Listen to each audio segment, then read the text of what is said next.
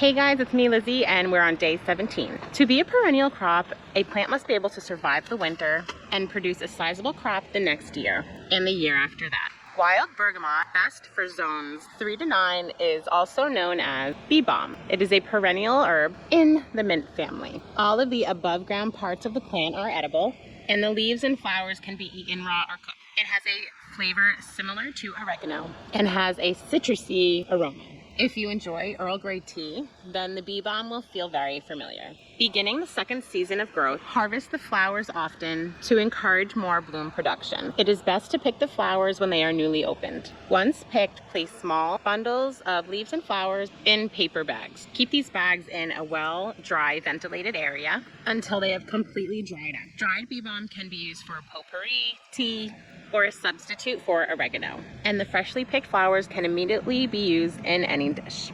Thanks for watching. See you later.